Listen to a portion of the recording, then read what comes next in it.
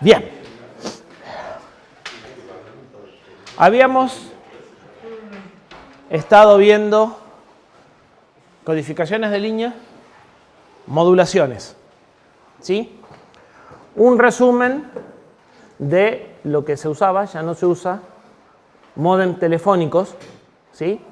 Años de lanzamiento y velocidades y tipos de modulación, ¿sí? Los módems se popularizaron más o menos de acá para adelante. Esta es una de las modulaciones que vimos, la Bell 202 FSK de 1200 baudios, ¿sí? Que es más o menos del año 80.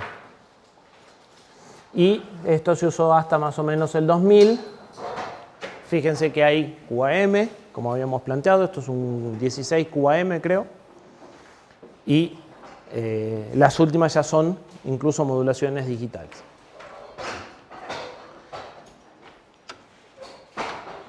Bien, más o menos por esta época se empezaron a popularizar el uso de módem para comunicaciones de datos. Y una empresa, o sea, antes de eso los módems eran una sola norma, un solo tipo de modulación, 300 con 300, y se tenían que hermanar.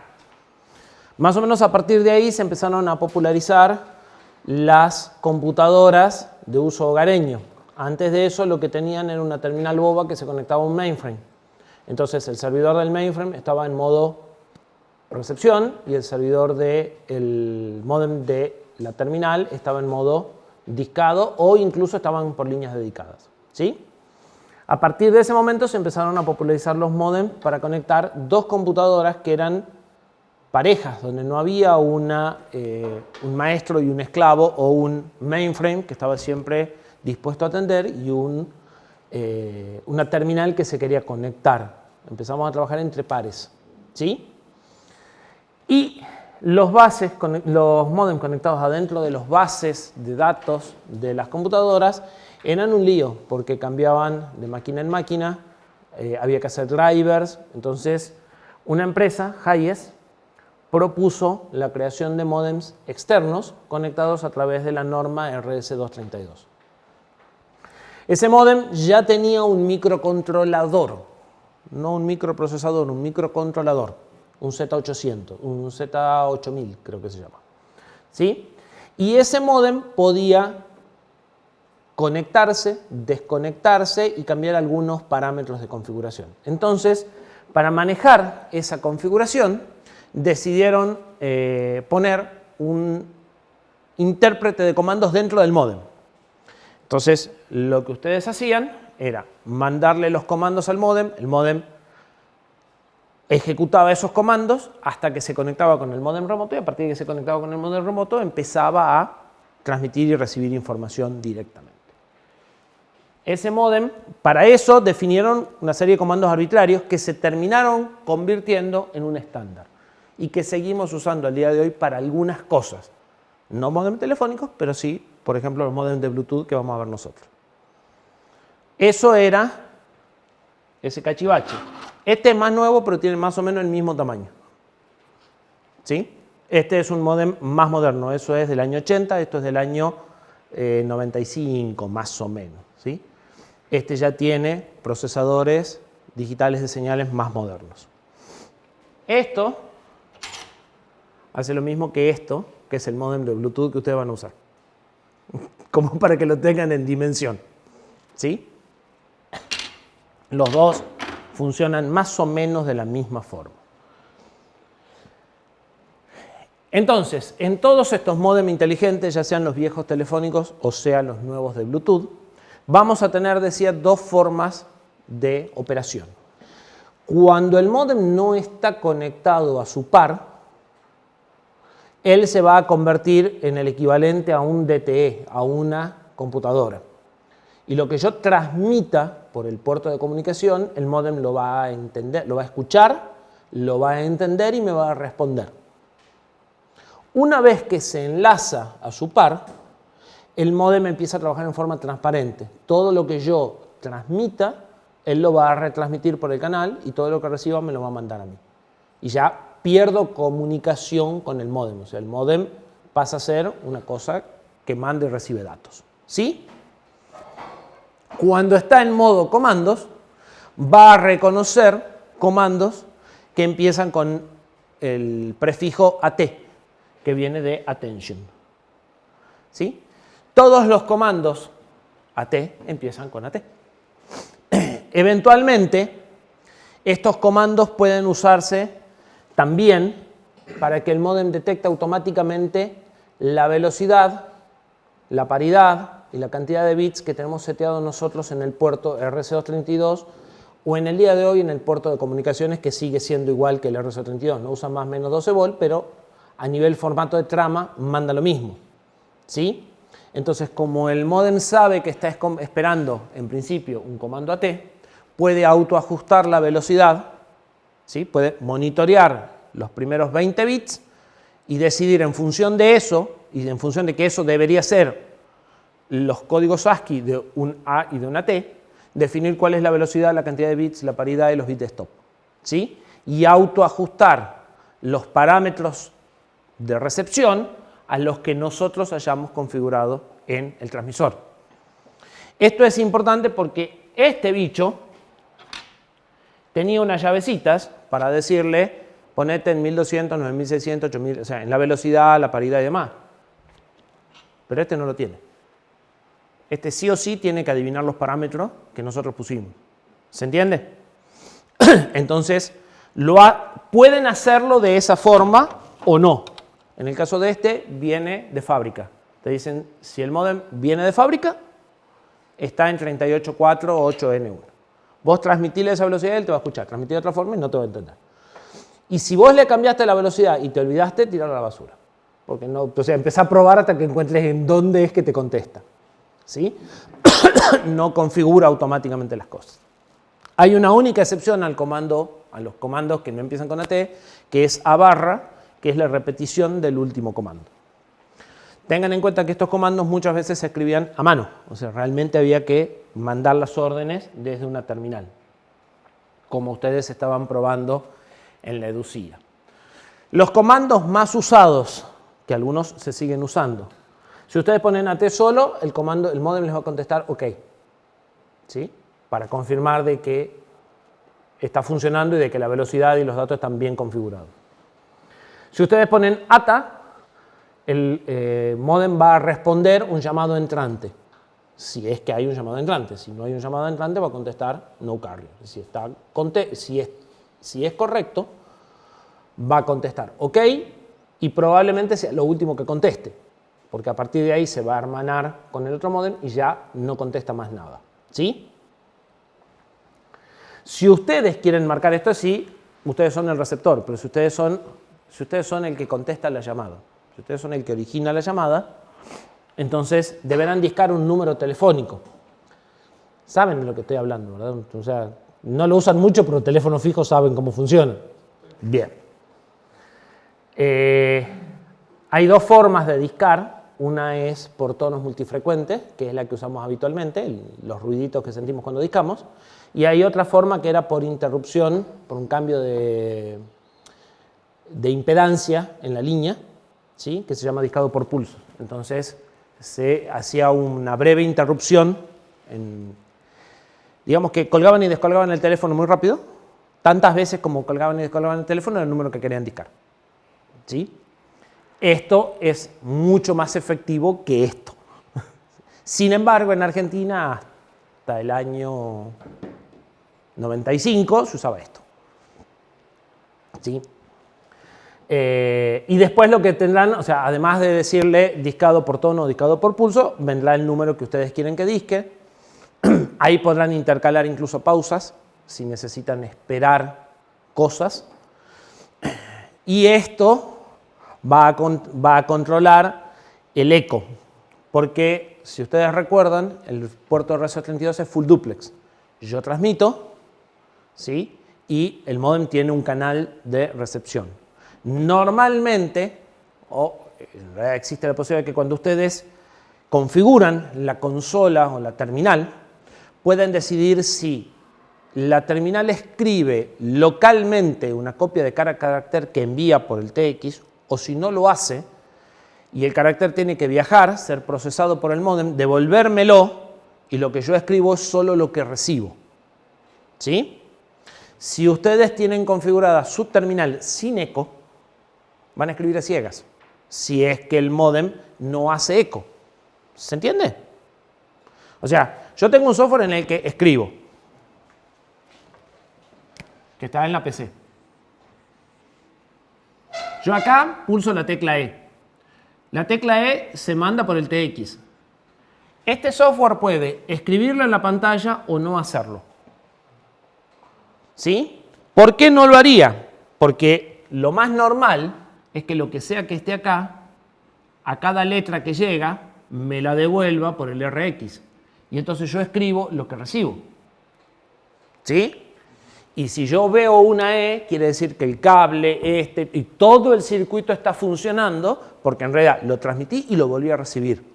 Entonces, lo que están controlando con esto es si el módem va a hacer eco y tiene que cada carácter que recibe transmitirlo, además del OK que tiene que transmitir él después, o si ustedes no quieren eco, ¿sí? Porque, por ejemplo, acá en lugar de tener una terminal y ustedes estar viendo, tienen un software y lo que les interesa es el OK del final y no todo el eco que les molesta. Es preferible solo recibir el OK. ¿Sí? Entonces, si acá hay una persona, necesitan eco. Si acá hay un software, el eco les molesta. Es preferible sacarlo. ¿Sí? Entonces, solo van a recibir las respuestas. Pero el AT1 que ustedes escriben no lo van a recibir por el canal de recepción. ¿Se entiende?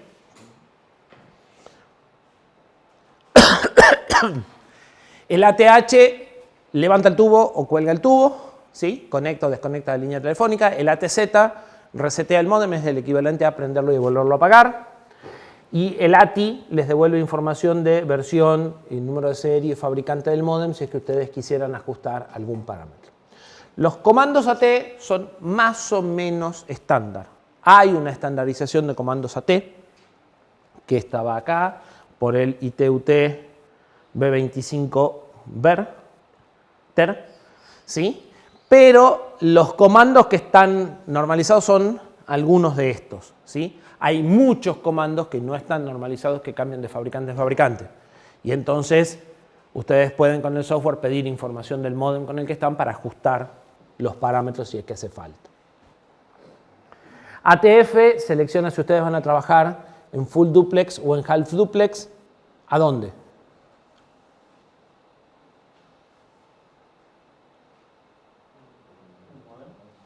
En el enlace. O sea, de este módem a este módem, ¿qué quieren hacer? ¿Full o half? Porque si ponen full,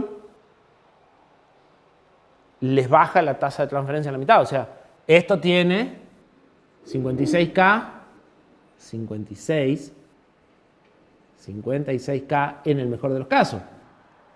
Si lo ponen full, y son 28 para cada uno. ¿Sí? Si ustedes están en un ambiente como Internet, donde el download es mucho más grande que el upload, les conviene por ahí poner half duplex y van a bajar a mayor velocidad. Aunque después las respuestas, pero en realidad las respuestas son mínimas. ¿Sí?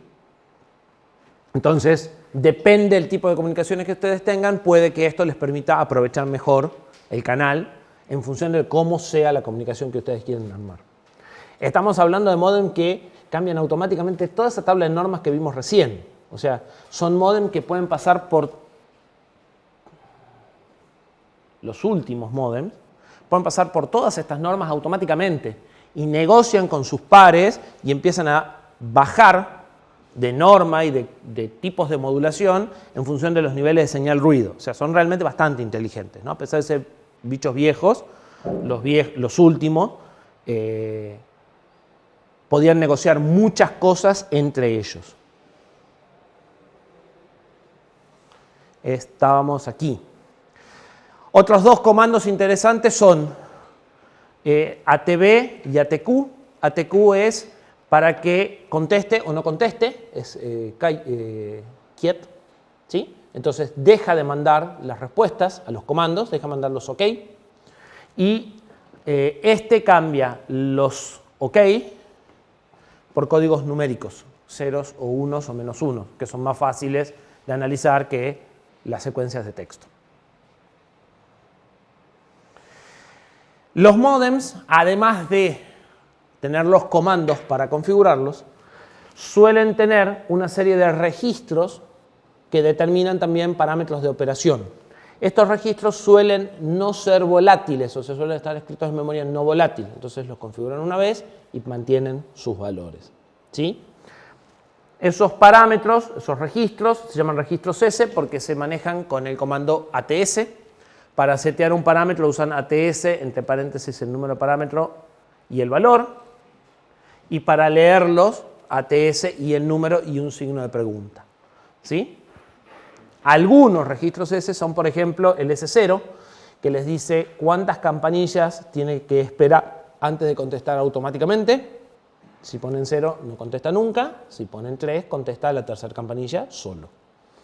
El 7, que le dice si tiene que esperar o no tono de marcar. Estos bichos tienen procesamiento digital de señales lo suficiente como para detectar el tono de marcar, que es una senoide de 440 pura, ¿sí? Eso es lo que se escucha cuando levanta el tubo. Entonces esperaban detectar ese tono y recién cuando tenían ese tono discaban. Y si no tenían tono, daban un error y decían no carrier, no tengo tono de marcar, ¿sí? Pero ustedes lo podían deshabilitar y hacerlo discar sin tono, si querían. El S30, tiempo de inactividad antes de una desconexión, ¿sí? Piensen que una vez que ustedes establecieron la conexión, no tienen forma de decirle al módem que se desconecte.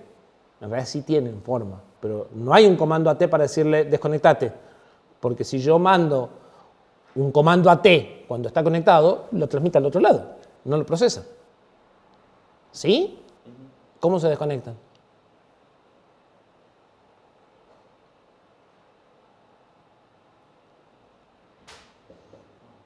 Tema 13, RS232.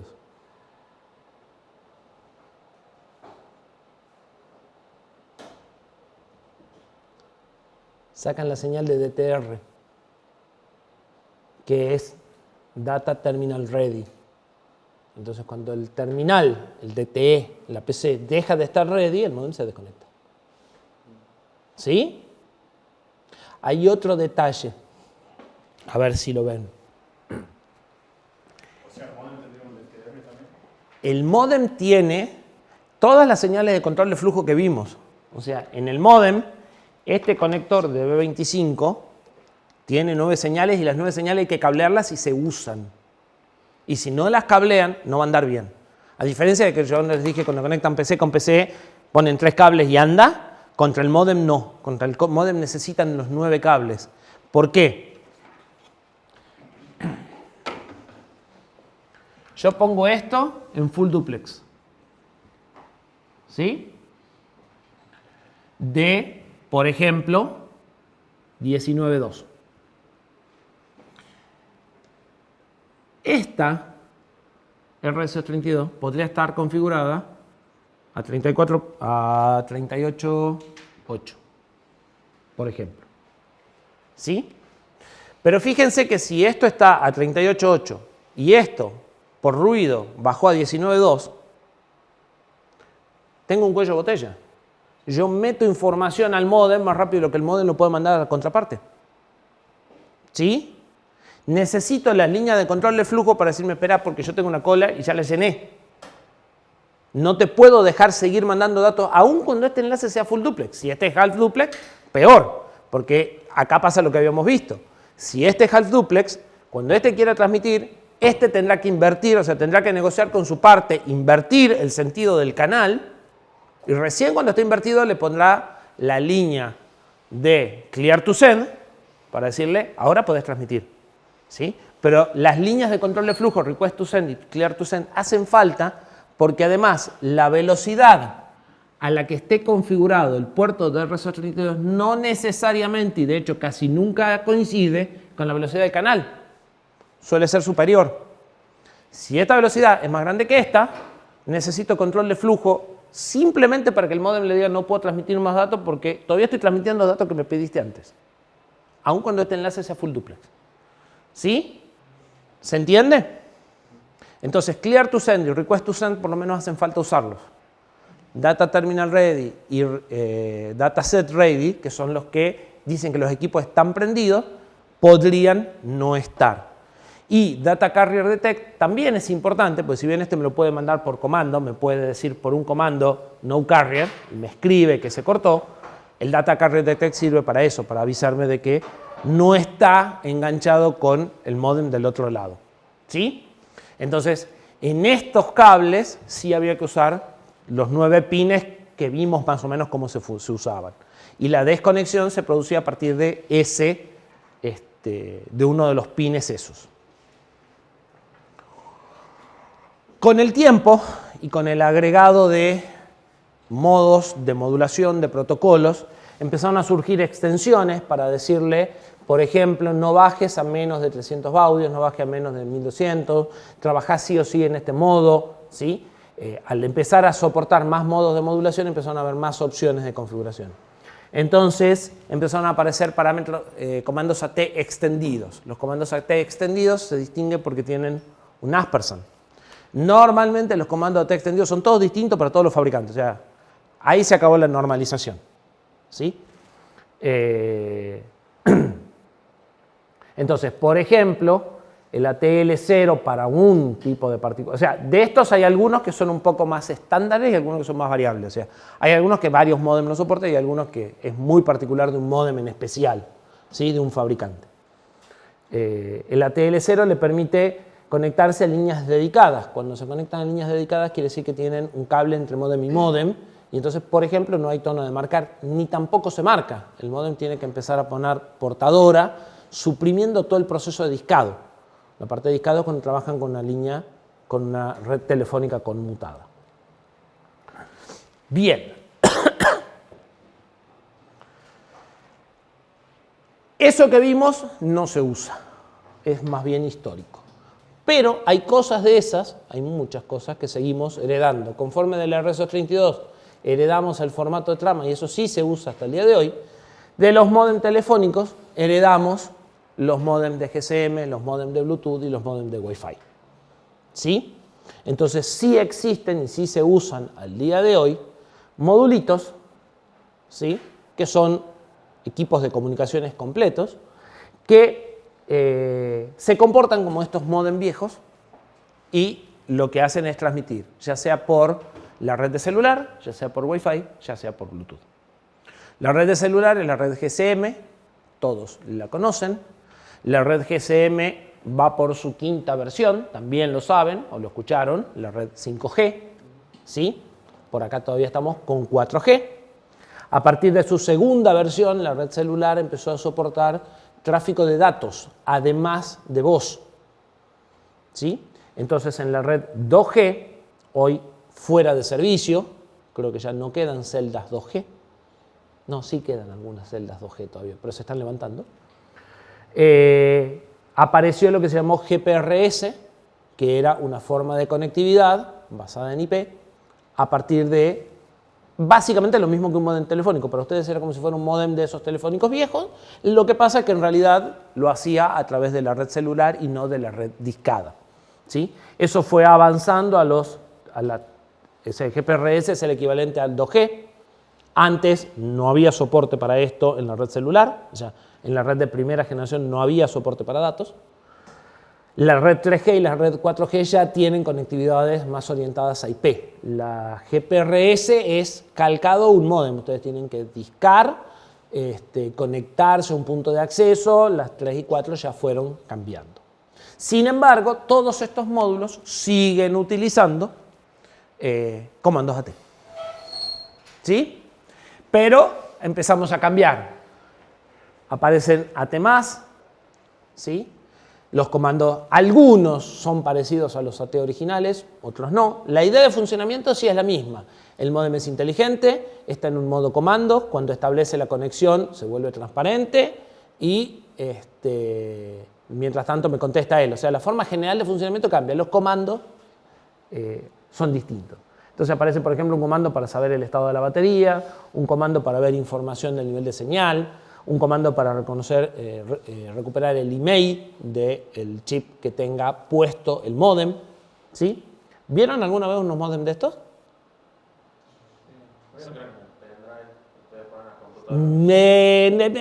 No. Eso es más parecido a esto, ¿sí? Porque eso, además de tener el módem, tiene una interfaz USB y toda la parte de PC.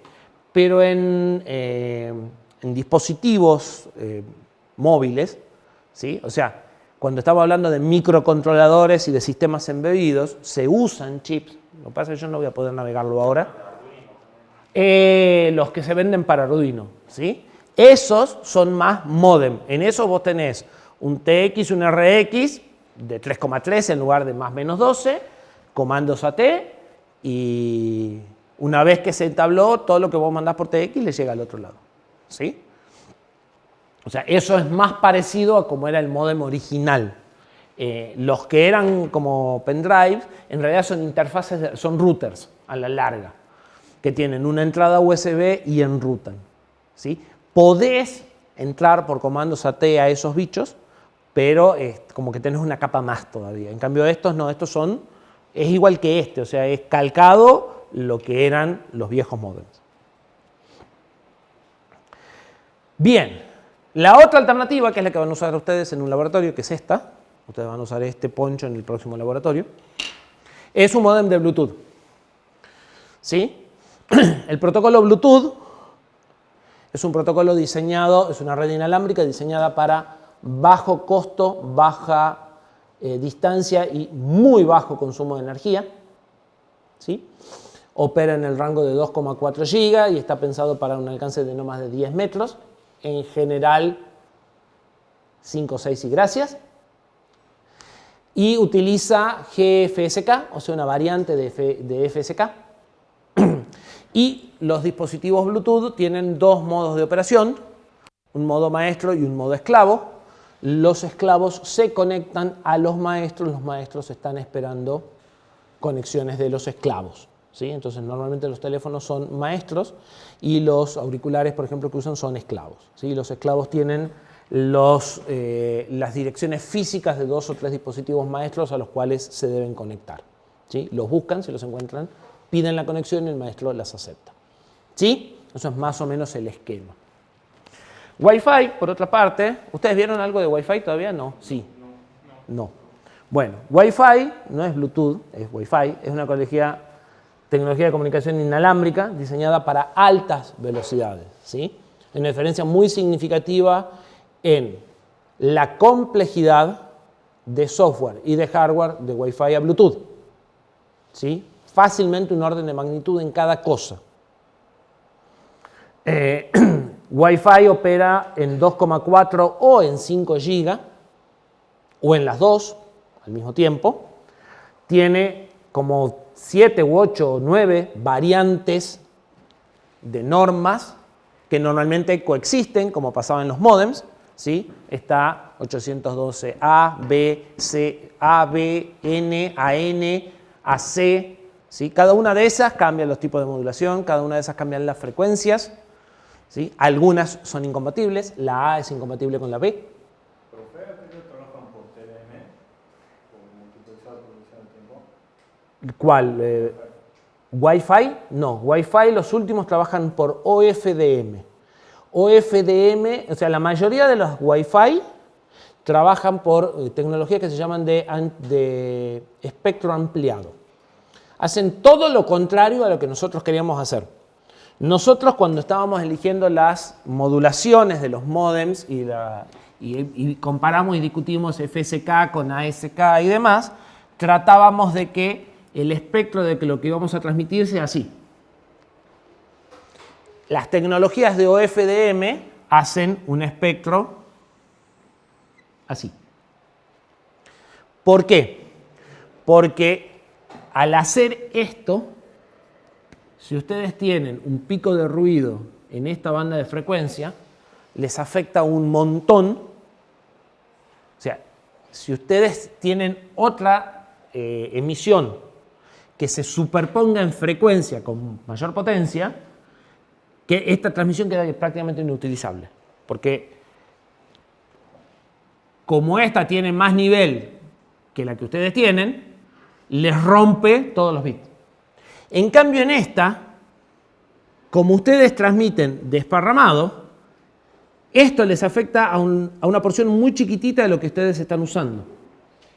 Entonces, la idea de esto es desparramar en muchas frecuencias, muchos canales chiquitos, y las interferencias les va a romper un canal. Es como cuando usábamos FSK y teníamos varias frecuencias y cada una tenía su ancho de banda, solo que las usamos todas al mismo tiempo.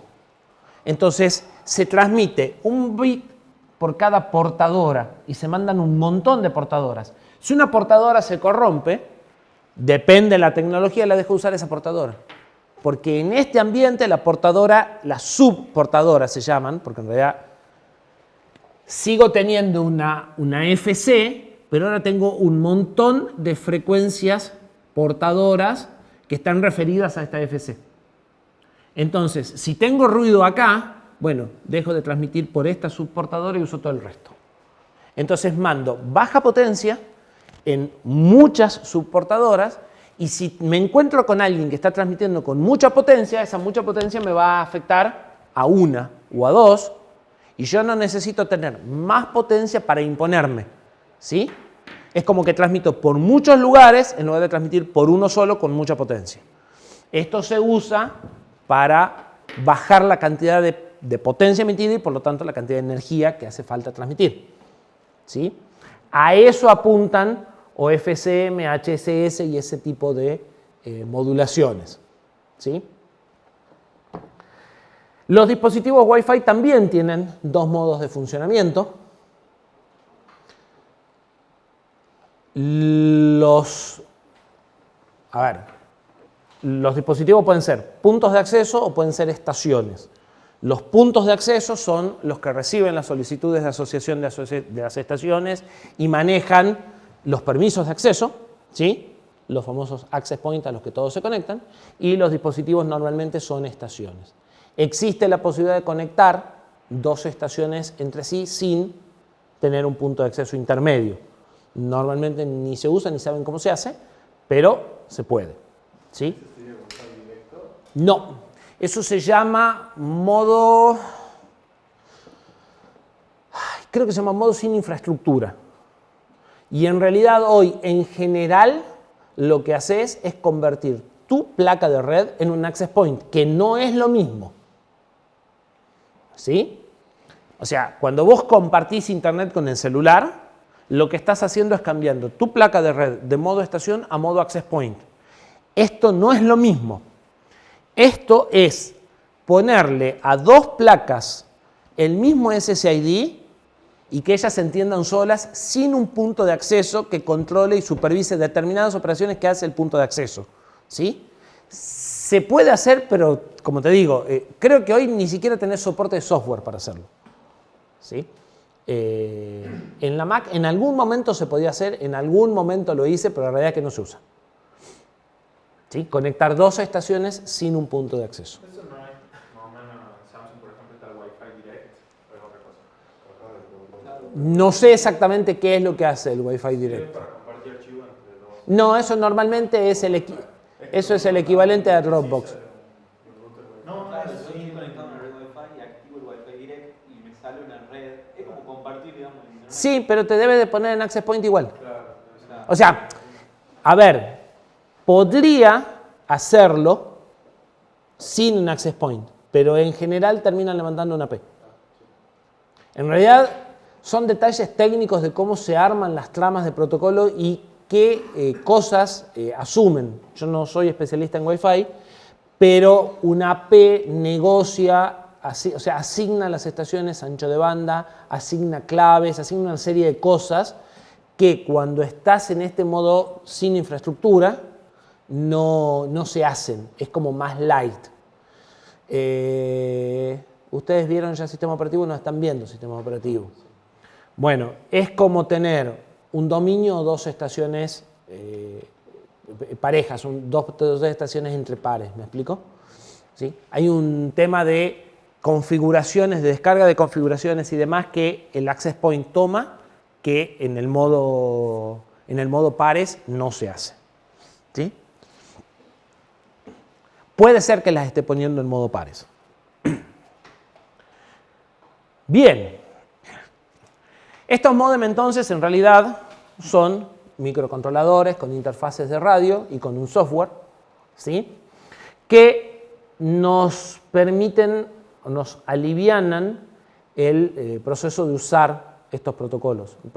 Tanto el protocolo Bluetooth como el protocolo Wi-Fi tienen capas de software obligatorias, ¿sí? O sea, son protocolos que no solo definen el hardware, sino que definen funcionalidades y perfiles de software. El Bluetooth define perfiles para transferencia de datos, define perfiles para transferencia de audio, ¿sí? Y eso ya va a nivel software. Entonces, para implementar Bluetooth no solo nos hace falta la capa física, nos hace falta una capa de software bastante importante. Cuando queremos acceder a ese tipo, para Wi-Fi peor, para Wi-Fi necesitamos todo TCP/IP completo, ¿sí? Que es un stack importante. Si queremos meter eso en un microcontrolador como el Arduino, no le alcanza la RAM ni la flash. Entonces, ¿qué es lo que hacen estos módulos? En realidad tienen un microcontrolador apuntado y especializado para eso, tienen el stack de software ahí adentro y lo que me dan es una forma de conexión transparente y más o menos fácil, ¿sí? En fines prácticos. Entonces, yo no tengo que renegar en mi proyecto de embebidos con el stack TCP/IP, compilar el stack TCP/IP, abrir un socket TCP/IP, todo eso lo hace él. Yo lo único que hago es decirle, conectate a este IP, a este protocolo, mándame datos y recibime datos, ¿sí? Entonces, me simplifican mucho la interacción respecto a que yo tenga que poner ese protocolo en mi embebido, ¿sí? Entonces, se han popularizado mucho por esa razón. Son muy fáciles de usar, en definitiva. Ejemplos de los comandos que van a tener que usar ustedes en Bluetooth. Bueno, seguimos con los más, fíjense. Tienen, por ejemplo, el AT+name para setear el nombre con el que quieren ver al dispositivo Bluetooth cuando hacen el escaneo, ¿sí? La mayoría de estos comandos ustedes pueden poner AT_name igual y el parámetro que quieren configurar, o AT_name signo de pregunta, parecido a lo que eran los ATS, y entonces él les dice cómo está configurado ahora, ¿sí? Con este setean el nombre, con este setean el pin de asociación del Bluetooth, con este setean los parámetros de UART. Si cambian los parámetros de UART y se los olvidan, después van a tener que empezar a tantear a averiguar en qué parámetro quedó el módem, ¿sí? Y con este cambian el rol, si lo quieren como maestro o esclavos. Los módulos que ustedes tienen solo soportan esclavos, si mal no recuerdo. Con el signo de pregunta ven cómo está configurado y con el igual y un valor lo configuran. Sigue la misma lógica de los registros S, solo que en lugar de ser S0, S1, S2 son nombres más o menos significativos de lo que quiero configurar. ¿Sí? O sea, ¿se habría una manera de poder ver cómo está configurado? No, porque vos tenés que setear a tu DTE en esos parámetros para que él te conteste. ¿Me entendés? En realidad, en algunos módems hay unas combinaciones de pines, porque este módem, si ustedes se fijan, necesitaría 6 pines y en realidad tiene 45 o 30. Es una estampilla y cada marquita dorada es un terminal. En realidad esto necesita BCC, GND, TX y RX. Se acabó. Bueno, hay un par de terminales más y con algunos de esos terminales hay un terminal que es reset y hay un terminal que sirve para volverlo a fábrica. Entonces pueden poner un 1, darle señal de reset y con eso lo vuelven a toda la configuración de fábrica, incluida los parámetros de UART. Entonces ya saben que está como lo mandó la fábrica, para no tener que tirarlo a la basura si se equivocan. ¿Sí? O si nos olvidamos la frecuencia que le cambiamos. O si se olvidaron la velocidad que le cambiaron. Exactamente. En cualquiera de esos casos hay un rescate. Bien, y esta quedó repetida.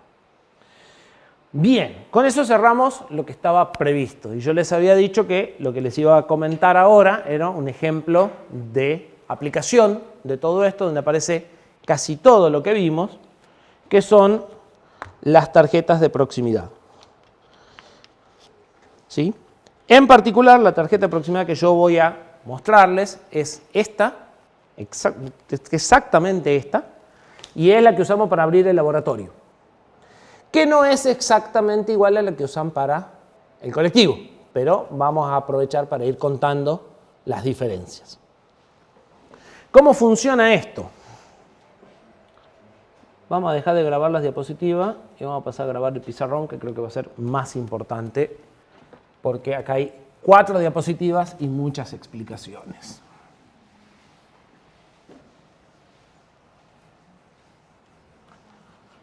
Lo primero que tenemos que saber es que nosotros vamos a tener en esto 2 componentes, para que cuando yo mencione los componentes nos entendamos. Por un lado, vamos a tener lo que se llama la estación base.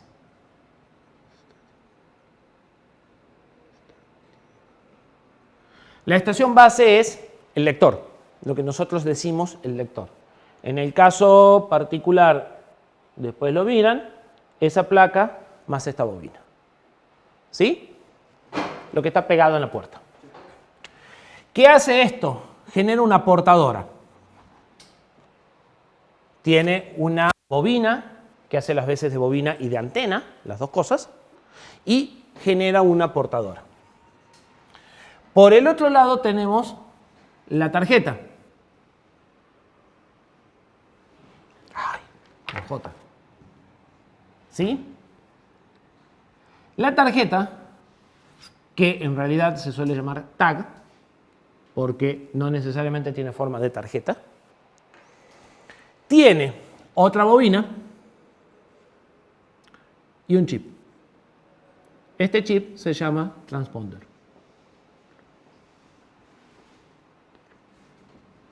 ¿Sí? ¿Cómo funciona? O sea, hay distintos chips que van a enviar la información de distinta forma, más o menos lo mismo, pero distintos sabores, y hay distintas frecuencias de portadora. Esto está normalizado, entonces van a encontrar básicamente 3 frecuencias. 125 kHz, que es la que vamos a ver nosotros, 13.56 MHz, que es la que usan para los colectivos, y que en realidad es la que usamos para abrir el laboratorio, porque no es esta, ahora que me acabo de acordar, y 800 a 913, creo que es 850 a 913 MHz. ¿Sí? Esto se llama LF, creo que esto es, o VHF. Esto creo que es VHF. Esto es UHF, seguro. Esto creo que es VHF y creo que esto es VF. O HF. Creo que esto es banda de HF. ¿Sí? Esto está normalizado y en principio vamos a encontrar distintos tipos de facilidades para cada una de las bandas de frecuencia. Acá, en general, vamos a encontrar transpondedores muy simples que mandan un ID único grabado al momento de generar el chip de silicio o de quemar un dato. ¿Sí? En general son transpondedores read-only o eventualmente pueden ser read-write. Entonces ustedes le pueden decir qué ID quieren que les mande, pero tienen un ID, transmiten un ID de X cantidad de bits y se acabó lo que pueden hacer. ¿Sí? O sea, transmiten un ID único en estas frecuencias. En estas frecuencias, nuestros rangos de lectura van a andar, en el mejor de los casos, en los 10 centímetros. ¿Sí? Y creo que con muchísimo esfuerzo se puede llegar a 1 metro. En estas frecuencias vamos a encontrar transpondedores que son bastante más inteligentes. Estos transpondedores ya van a ser de lectura y escritura y ya vamos a tener un diálogo con el transpondedor. Entonces, no le voy, o sea, en estos yo voy a generar un campo eléctrico y el transpondedor me va a emitir automáticamente y espontáneamente un número de serie. Y punto. En estos no. En estos yo voy a mandar comandos. O sea, yo a esta portadora, desde el base station, la voy a modular. Este la va a desmodular, lo va a interpretar y la va a volver a modular en respuesta para contestarme. En esto ya tengo protocolo de comunicación y tengo encriptación. Porque las tarjetas de colectivo tienen la capacidad de guardar plata, la propia tarjeta. Ya no tienen un número de serie, tienen un número de serie más X cantidad de registros con valores, donde ustedes pueden sacar o poner valores. Para acceder a esos valores tienen que conocer los números de serie, tienen que conocer las claves de encriptación, ¿sí? Ustedes tienen que transmitir un comando a la tarjeta diciéndole que quieren generar la comunicación a partir de tal clave de encriptación, y si la clave de encriptación que ustedes transmiten coincide con la que tiene la tarjeta acepta el comando, y si no, no lo acepta. ¿Sí? El único problema de eso es que la mayoría de los protocolos de encriptación que se usan eran propietarios y ya fueron descubiertos por fuerza bruta, razón por la cual se puede cambiar el contenido de una tarjeta de colectivo sin saber la clave de encriptación, que sería el chiste, digamos, ¿sí? Si buscan en internet van a encontrar que en Santiago de Chile perdieron no sé cuántos millones de pesos por ese chiste. ¿Sí? Hay distintos protocolos, hay distintos transponders que usan distintos protocolos. Los únicos, esto originalmente fue propuesto por NXP, la misma empresa que fabrica nuestro procesador. Fue el que propuso la versión inicial de este tipo de chip de RFID y propuso el protocolo que se llama MyFire, del cual se deriva lo que estaban hablando hoy, NFC. NFC usa exactamente la misma frecuencia y los mismos comandos, pero en lugar de tener una topología maestro-esclavo, transpondedor bobo que tiene 4 valores y lector, tengo 2 celulares. Y lo que hago es una transferencia de datos. Pero ya antes también hacía una transferencia de datos, porque estos transpondedores son bastante inteligentes. ¿Sí? MyFire define un algoritmo de encriptación que está violado, que se llama Crypto1, y sí hay variantes de eso que utilizan algoritmos de encriptación DES, que se llaman DESFire, las tarjetas, los transpondedores, y esos todavía no han sido violados. O sea, en esos podrían confiar solamente en las claves de encriptación. ¿Sí? Por último, esto también estamos hablando de 10 centímetros de alcance. Y no más que eso. Por último, estas que están acá, 800 a 913, se plantean como la alternativa a los códigos de barra. Eso es lo que probablemente se conviertan en el próximo código de barras en los productos. Estas tarjetas pueden tener hasta 25 metros de alcance. Esto es lo que usan los peajes, por ejemplo, para cobrar. ¿Sí? Bien, ¿sabían que en los peajes se puede pagar con una tarjeta pegada en el parabrisas? Porque acá no tenemos peajes de ese tipo. ¿Sí? Bueno, eso utilizan banda de 850 a 913 MHz. Necesitan de la frecuencia para ganar distancia. ¿Sí? Estos también son de lectura y escritura, son bastante parecidos a estos, ¿sí? Por ahí un poquito más simples que estos. Detalles. ¿Qué sucede? Como para terminar de contarles el mundo de esto antes de entrar a la parte técnica, ¿qué sucede si yo tengo 2 tarjetas de estas y las pongo a las 2 juntas? Vos te reís, pero si esto es para controlar productos y cada producto de la caja del fabricante tiene uno de esos y se leen a 25 metros de distancia, es un problema que tenemos que resolver.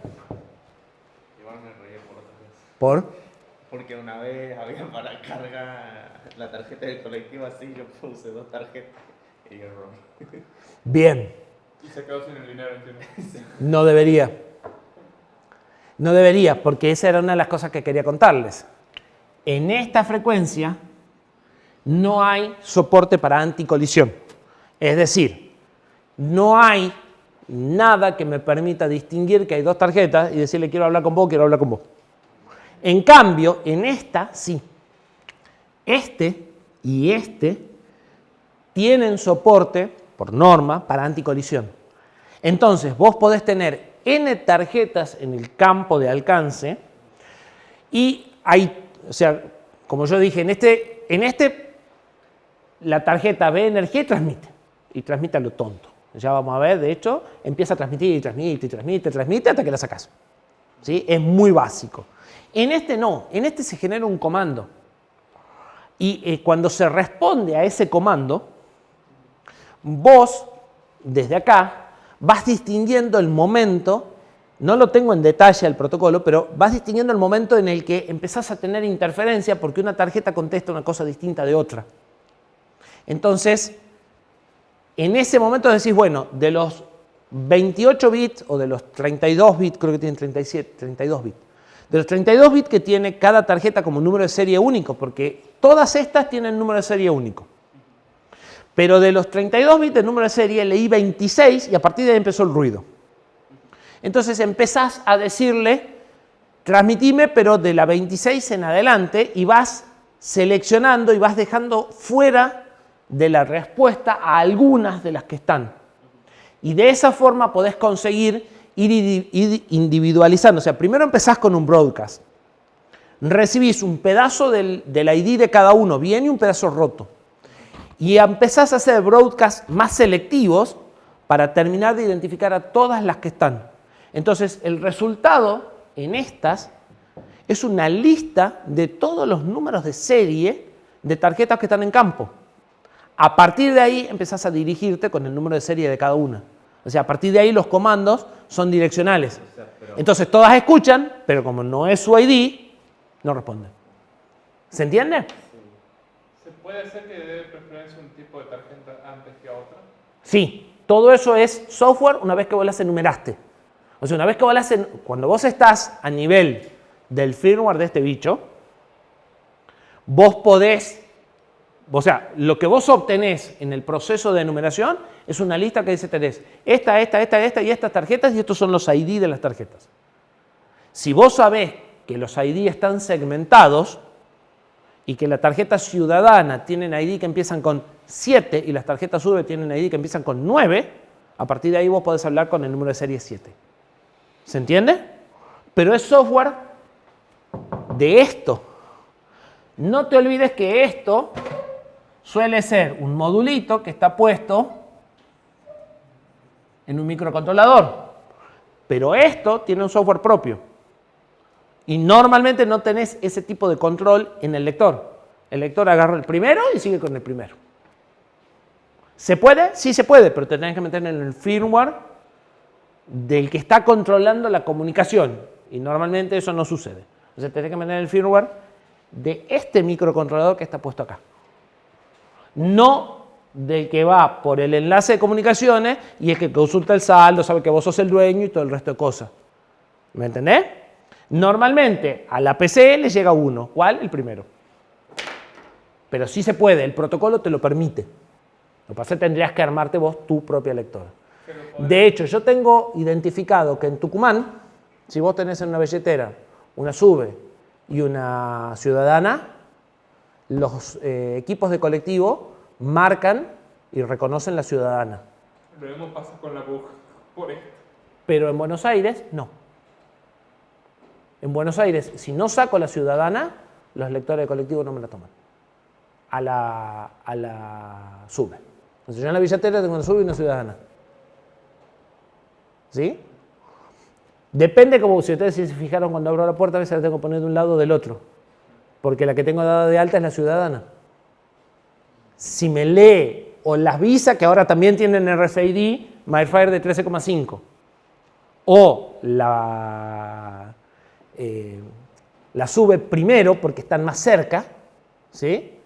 El lector ese es muy básico, devuelve la primera. Entonces, si devuelve la primera y no es la que está dada de alta en el procesador, no me abre, porque no es la que está esperando. ¿Se entiende?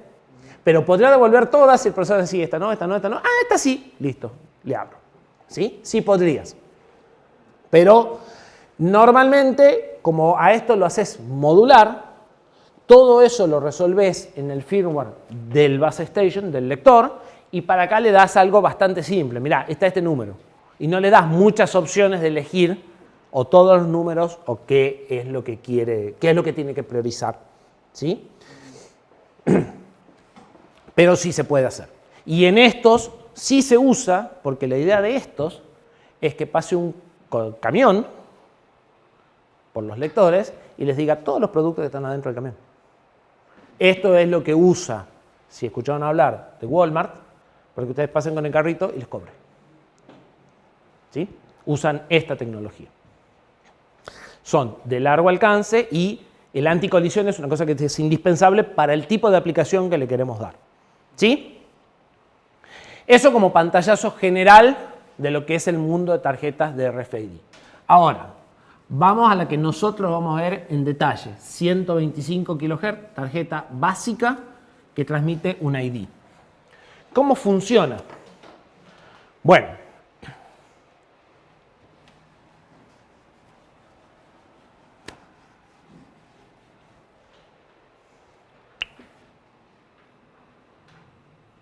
acá hay una bobina.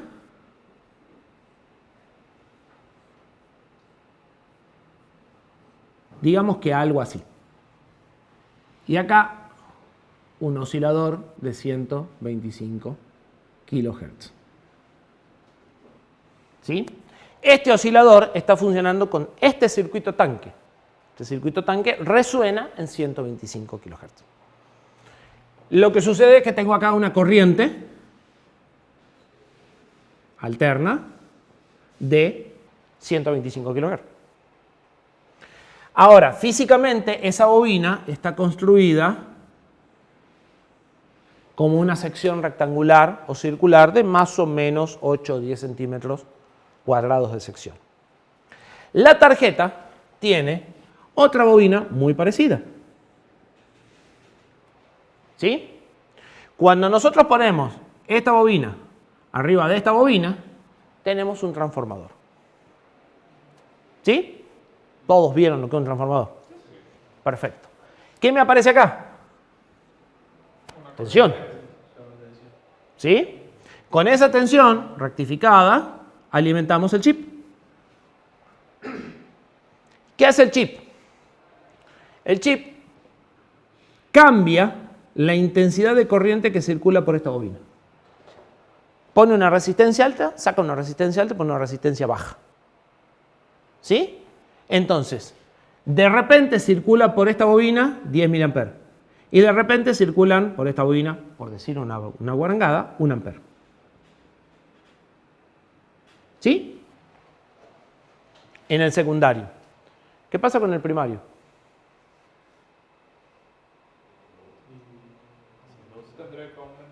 Cambia la corriente. Si yo acá consumo corriente, aumenta la corriente de acá.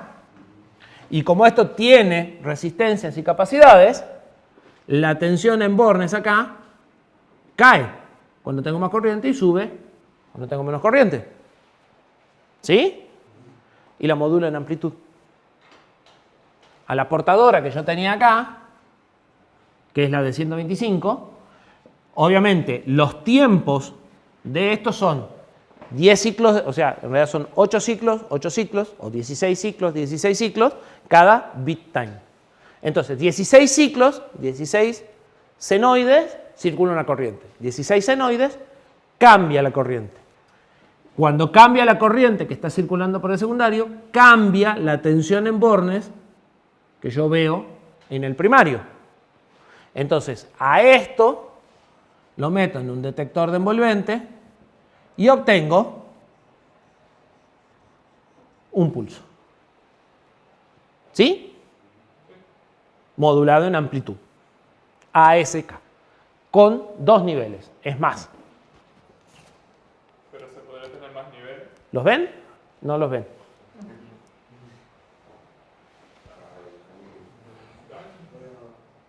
Todavía no lo ven. Pero...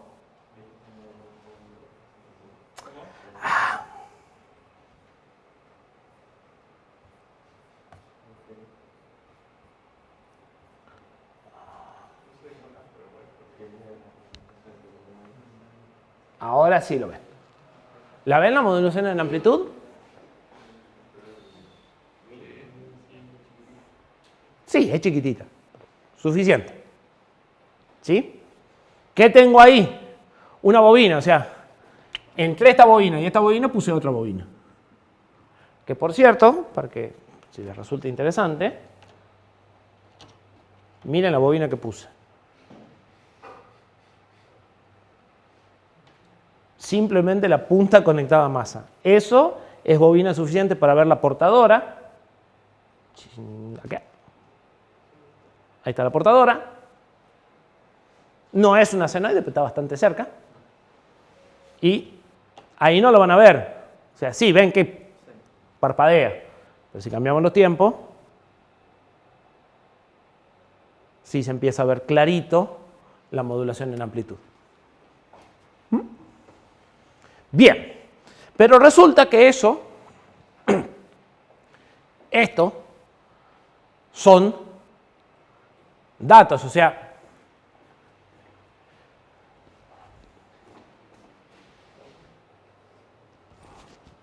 no veo.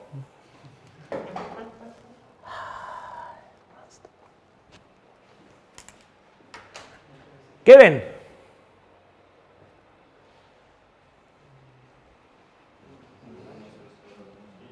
Puede tener un modo en una modulación.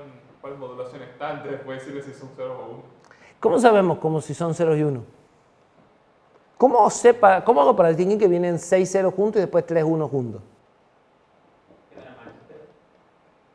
O algo por el estilo.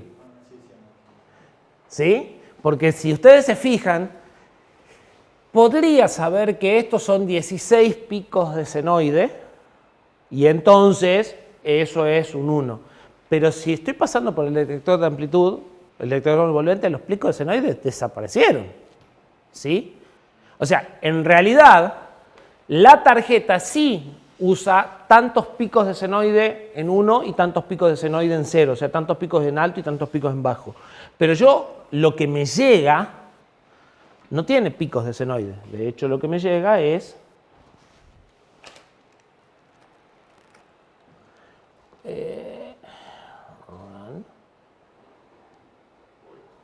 No, sí, bueno, no se puede ver las dos cosas al mismo tiempo.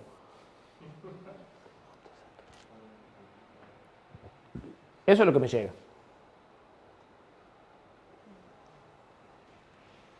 ¿Sí?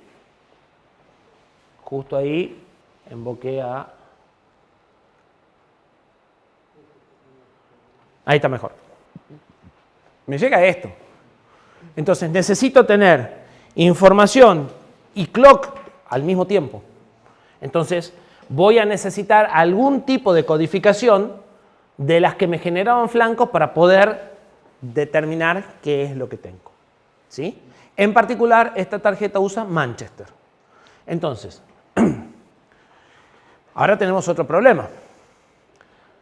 ¿Cómo funcionaba Manchester? Flanco en el medio del bit transmitía datos. ¿Sí? No me acuerdo exactamente, pero creo que esto era, por ejemplo, un 0 y esto era un 1. ¿Sí? ¿Cuál es el del medio del bit? ¿Pero dónde? ¿No hay un stop y un start, puede ser?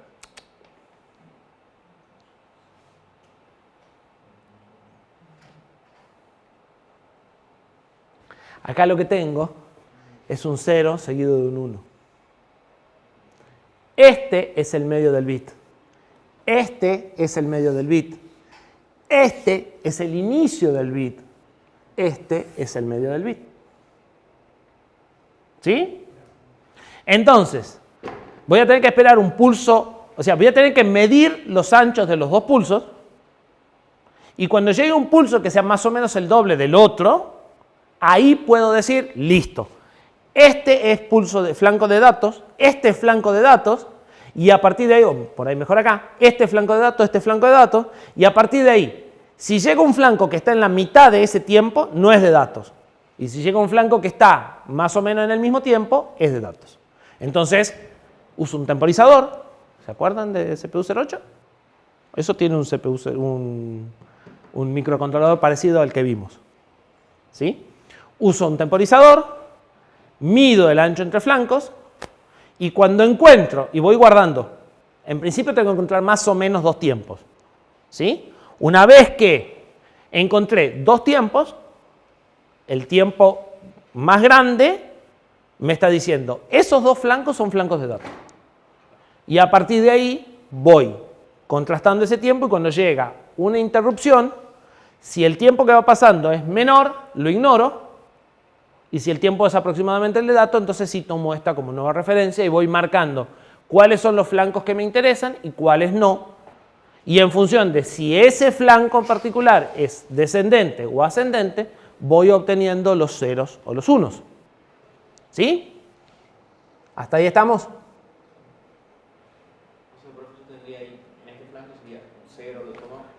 A ver, vamos a ver. Si es esta la codificación real, quiere decir que, espérate un segundo, así se ve bien.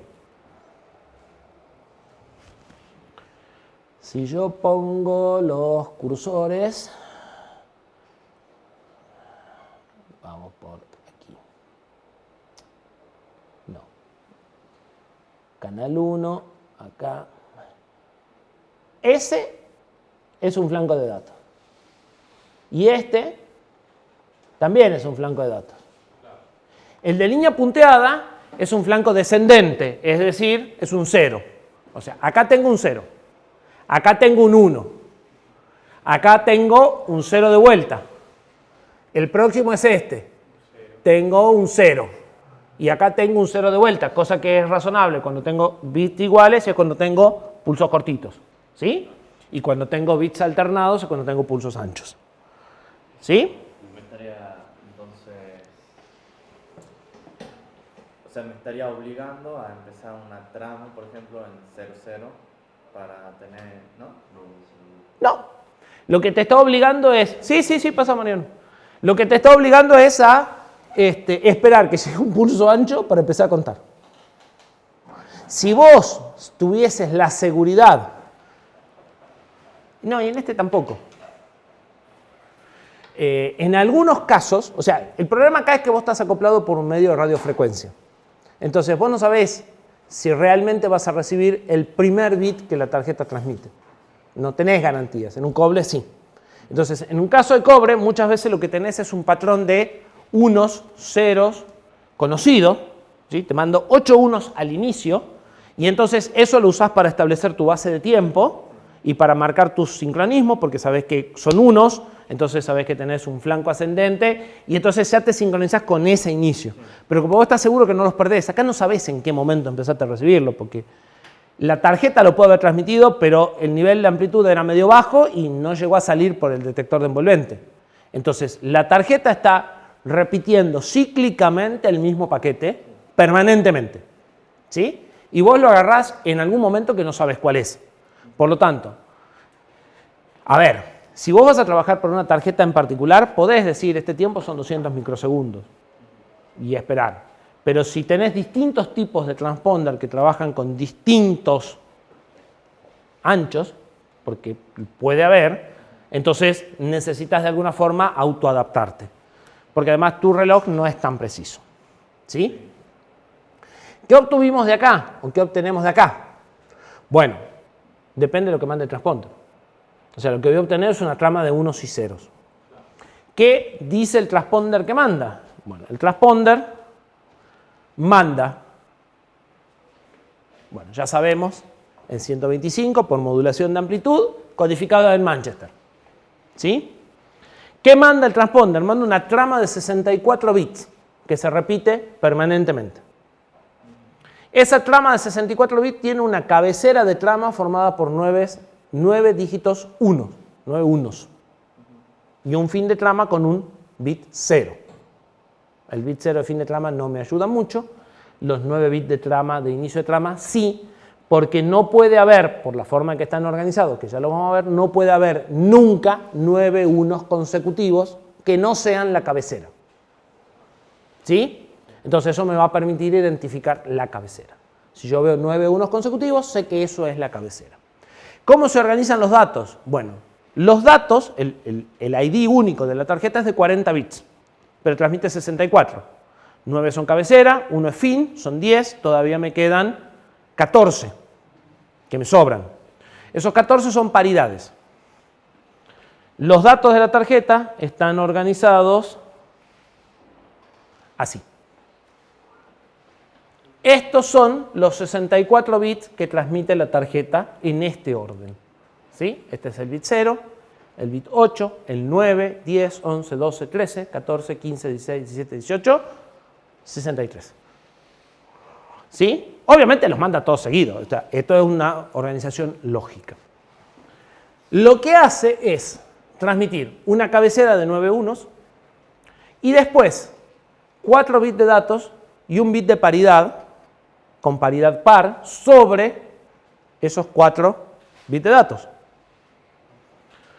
Si ustedes se fijan, si yo tengo 3 unos acá, voy a tener un 1 de paridad acá. Y si tengo 4 unos acá, acá ya voy a tener un 0. Con lo cual no puedo tener más que 7 bits consecutivos en 1, porque esta paridad me va a obligar a poner un 0 antes de que llegue a los 9 bits. Entonces, esta organización me garantiza que no voy a tener otro patrón de 9 unos, aun cuando la tarjeta tenga datos de unos consecutivos. Porque si la tarjeta tiene datos de unos consecutivos, va a tener 4 unos y un 0. ¿Sí? Y cualquier otro patrón que quieran armar, no va a darles 9 unos consecutivos de vuelta. Pero además de tener paridad por filas, también tengo paridad por columnas.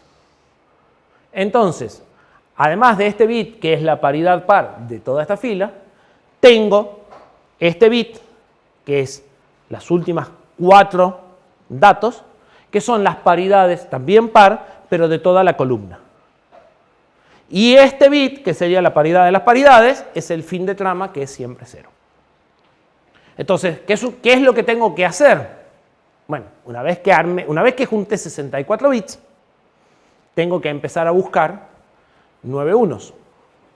Y una vez que obtuve los 9 unos, bueno, reorganizar todos los bits que vienen a continuación de esa forma, calcular las paridades, y si las paridades están bien y todo me da, quiere decir que leí una trama correcta.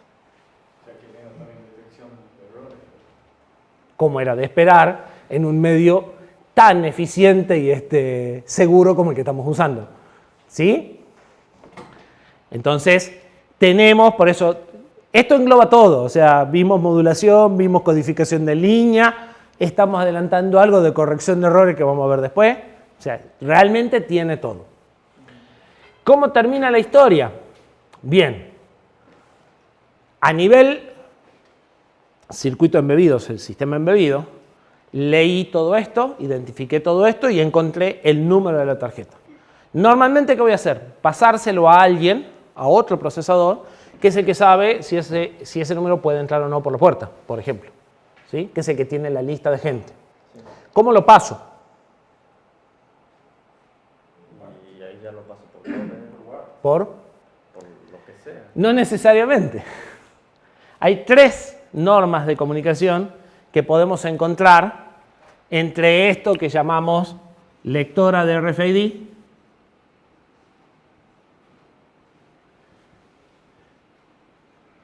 ¿sí? Que se conecta con un procesador. Este procesador puede ser una PC o puede ser un sistema embebido un poquito más grande. ¿Sí? Esto es algo muy como de comunicaciones. ¿Sí? Se especializan nada más que en desarmar esto. La norma más conocida, la serial, es una. Esta es la que vimos en el segundo tema. ¿Sí? Solo que obviamente en 0,5 volt o en 0,3,3 volt, no en 12.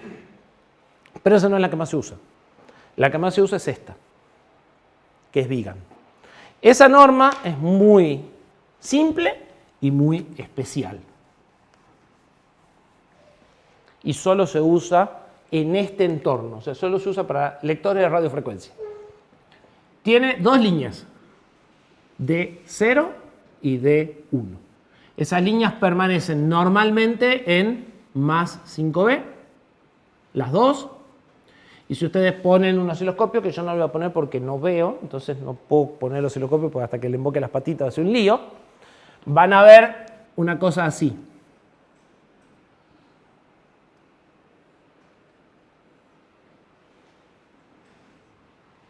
En D0 y D1.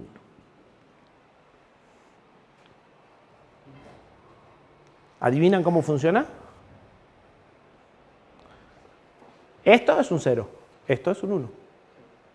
Tienen dos cables, generan un pulso negativo para transmitir ceros por un cable o unos por el otro. ¿Sí? Si tienen ruidos, cambian los dos juntos. Pueden ignorarlo. ¿Sí? No es balanceada, pero es como si lo fuera. ¿Sí? Entonces, se transmiten los ceros y los unos, generando pulsos de más o menos, creo que son 10 microsegundos, cada pulso, y los pulsos están separados, creo que 100 milisegundos o 10 milisegundos. Son bastante laxos los tiempos, esos pueden ser, creo que es de 10 a 150 y de 10 a 100. ¿Sí? Pero hay como dos órdenes de magnitud entre el pulso y la separación de pulsos. ¿Sí? Ahora bien, esto es la capa física. Vigan 26 define no solo una capa física, define un formato de trama. Es decir, yo no voy a mandar por acá solo los datos que leí de la tarjeta. De hecho, ni siquiera voy a mandar los datos de la tarjeta, porque Vigan 26 define una trama de 26 bits, pero yo había leído 40. En el proceso voy a perder 16. Vigan define que yo voy a mandar 26 bits, donde este va a ser el bit más significativo, el que se transmite primero en el tiempo, y este va a ser el menos significativo, el que se transmite al final en el tiempo. Y voy a transmitir, vamos a dibujarlo de vuelta,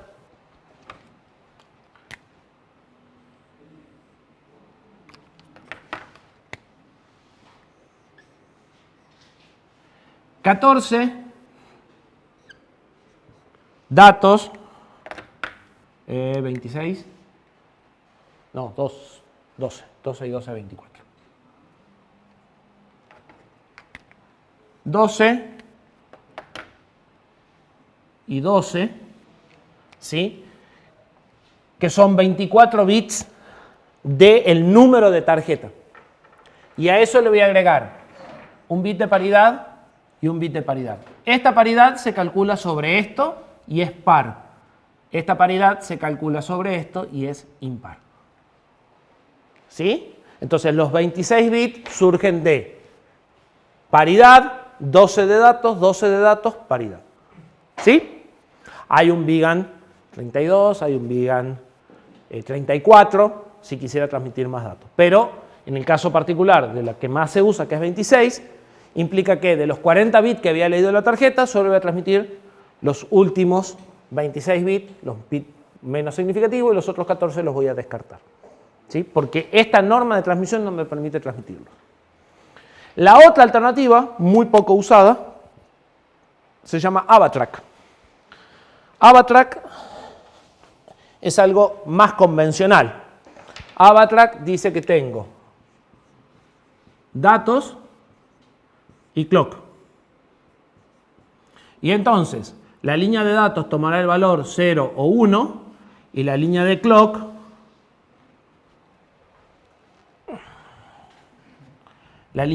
genera un flanco descendente. O sea, en el momento en el que tengo el flanco descendente de la línea clock, tengo que leer la línea de datos. ¿Sí? Y es algo más básico. Esto es compatible con lo que demandaban los lectores de banda magnética en las tarjetas bancarias en los años 80. ¿Sí? Los lectores de banda magnética, los cabezales magnéticos generaban este tipo de señales. Y que el lector sea compatible permitía sacar un lector de banda magnética, poner un lector de proximidad y seguir usando el mismo equipo.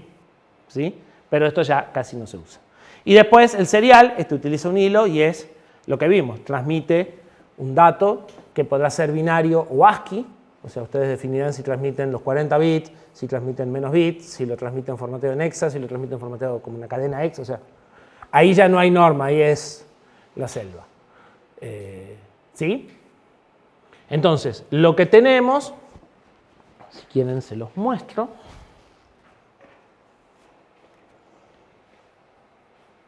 Pero acá va a ser más fácil, creo, si duplico pantalla.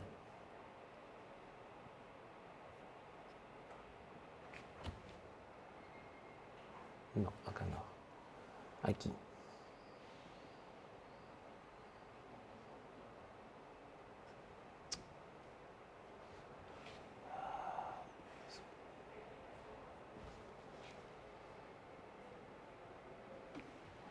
Es un chip que resuelve toda la parte de la generación de la portadora y el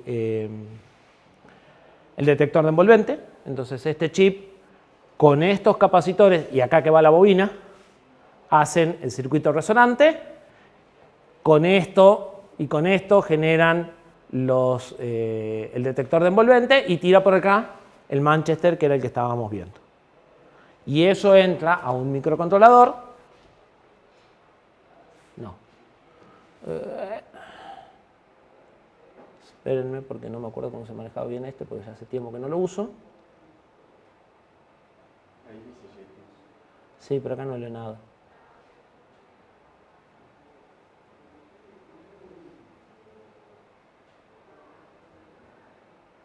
Eso entra a un microcontrolador muy chiquitito, de 20 y tantas patas, a donde entra la señal que viene y dos patitas que son las que van a permitir generar el AvaTrack, el serial o sea, cualquier norma de comunicación, un transistor para prender un LED que avisa que leyó o que no leyó y nada más, no tiene mucha complejidad.